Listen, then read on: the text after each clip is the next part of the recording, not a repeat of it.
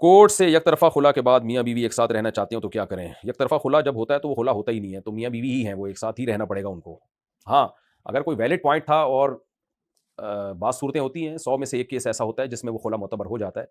تو پھر اس میں تو نکاح ختم ہو گیا، پھر اکٹھے رہنا چاہیں تو دوبارہ نکاح کرنا پڑے گا ان کو۔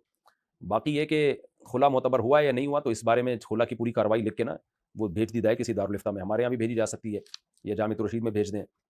دارالقرنگی، بنوری ٹاؤن کہیں بھی بھیج دیں۔ ویسے 100 میں سے 99% خلا جو یک طرفہ ہوتے ہیں نا، وہ شریعت میں کالعدم ہے، کیونکہ شریعت نے شوہر کو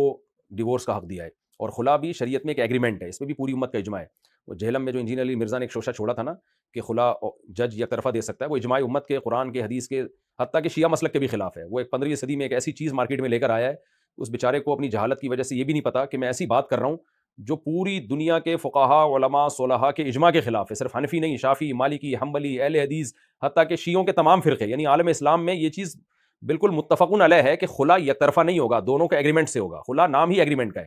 یعنی ایسے ہے جیسے کوئی کہے خرید و فروخت، اور بیع جو ہے نا، بیع یہ یک طرفہ ہوتی ہے، تو بیع کا تو مطلب ہی جانبین کا ایگریمنٹ ہے، ایسے خلا کا لفظ ہی دو طرف کے ایگریمنٹ کو کہتے ہیں، میاں بیوی کا ایگریمنٹ ہے، تو ایگریمنٹ میں تو دونوں ہوتے ہیں۔ تو ایسے ایسے جاہل لوگ ہمارے سر پہ مسلط ہو گئے ہیں، ہمارے کیا عوام کے سر پہ، اور عوام بھی ان سے بڑی فارغ ہے کہ جو ایسے ایسے جاہلوں کو سردار بناتی ہے۔ وہی بات ہے، بخاری مسلم کی حدیث ہے کہ قرب قیامت میں علماء ختم ہوتے چلے جائیں گے تو لوگ جاہلوں کو اپنا سردار بنا کے ان سے فتوے لیں گے، وہ خود بھی گمراہ ہوں گے، دوسروں کو بھی گمراہ کریں گے۔ تو اس لیے خلا تو ایک ایگریمنٹ ہے بھائی، دونوں طرف سے ہوتا ہے۔ اور 100 میں سے جو ایک صورت ہوتی ہے اس میں ہم خلا کو فسخ قرار دے دیتے ہیں کہ جج نے خلا کا لفظ استعمال کیا، لیکن بیچارے کو، جج کو کم علمی سے پتہ ہی نہیں کہ خلا اور تنسیخ کیا ہوتی ہے، تنسیخ نکاح الگ چیز ہے، خلا الگ چیز ہے۔ تو اس لیے